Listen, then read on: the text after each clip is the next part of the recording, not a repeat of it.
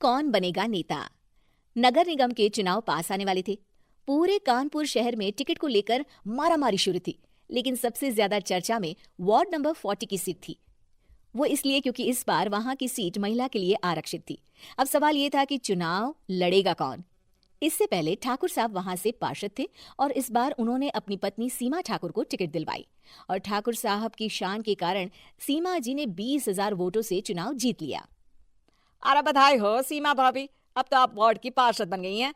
अब तो हमारे काम आप ही करवाएंगी। अरे ये तो सिर्फ नाम की पार्षद बनी है, वो तो महिला सीट आ गई, वरना पार्षद तो मुझे ही बनना था। अब भले ही चेहरा इसका होगा लेकिन पावर तो मेरी ही होगी।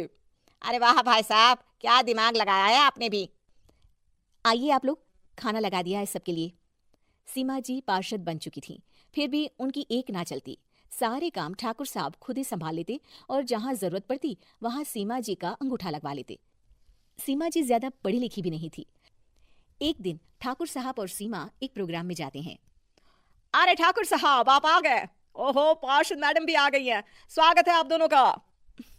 लगता है हमारे पार्षद फंड का सही इस्तेमाल हो रहा है। चलिए अब उद्घाटन करते हैं। ये लीजिए ठाकुर साहब कैची, आप ही सबसे पहले प्रवेश कीजिए। सब लोग आगे निकल जाते हैं और सीमा जी पार्षद होने के बावजूद भी पीछे खड़ी रह जाती हैं।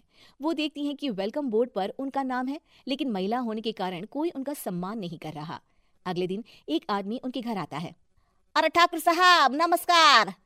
कल ना हम नोटिस किए कि हमारा घर तो अवैध है और नगर निगम वाले उसे तोड़ने आ रहे हैं। अरे कुछ कीजिए ना ठाकुर साहब। देखो भाई, मैं तो ज्यादा कुछ कर नहीं सकता, पर अगर तुम सबकी जेब गर्म कर दो तो कुछ हो सकता है। कुल मिलाकर 4 लाख लगेंगे। अरे 4 लाख ठाकुर साहब?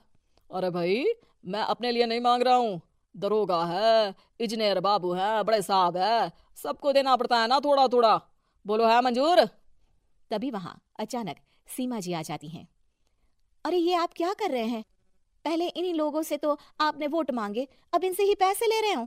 अरे चुप रहो तुम, तुम्हारा काम है सिर्फ अंगूठा लगाना, तुम वही किया करो। मुझे दूसरे काम तुम मत सिखाओ, समझी?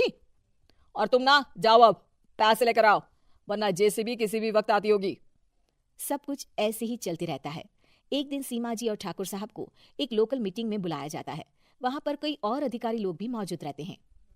अब मैं चाहूंगा कि ठाकुर साहब हमारे बीच 2 शब्द कहें। मेरे प्यारे भाइयों और बहनों, आज मेरा सौभाग्य है कि मैं आप सबकी सेवा दिन रात कर पा रहा हूं। आपने मेरी पत्नी को भारी मतों से जिताया है, इसलिए मैं आप सभी का शुक्रगुजार हूं। मैं आप सबसे वादा करता हूं कि हमेशा की तरह हमारे वार्ड में किसी को कोई तकलीफ नहीं आने दूंगा। सभी लोग तालियां बजाने लगते हैं। अब मैं माननीय पार्षद मैडम को स्टेज पे बुलाना चाहूंगा। अपने नाम को बुलाया सुनकर सीमा जी एकदम चौंक जाती है। उन्हें बिल्कुल उम्मीद नहीं थी कि इतनी बड़ी जगह उन्हें मंच पर बुलाया जाएगा। जैसे तैसे वो मंच पर चढ़ती हैं।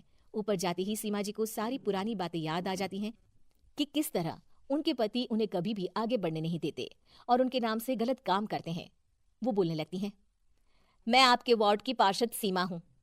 आप में से बहुत कम लोग ही मुझे जानते होंगे, क्योंकि इससे पहले मुझे कभी ऐसा मौका ही नहीं मिला। सारे मौके मेरे पार्षद पति यानी आपके ठाकुर साहब ही लेते रहे, लेकिन आज ये मौका मुझे मिला है तो मैं इसे ऐसे ही नहीं जाने दूंगी। मैं आपको ये बताना चाहती हूँ कि आपके ठाकुर साहब मेरे नाम की आड़ में गैर कानूनी काम करते हैं, जिस पर अंगूठों के निशान मेरे होते थे। इसीलिए मैं अपनी गलती मानती हूँ और आज अपने पद से इस्तीफा देती हूँ, ताकि आगे से कोई गलत काम ना हो पाए। अब फैसला आप सबके हाथ में है कि आप हमें क्या सजा देना चाहते हैं। सीमा जी की बातें सुनकर ठाकुर साहब के चेहरे का रंग उड़ जाता है और वो शर्म से मुंह नीचा करके वहां से चले जाते हैं और पद से इस्तीफा देकर ही सही सीमा जी अपने आप में आत्मविश्वास महसूस करती हैं।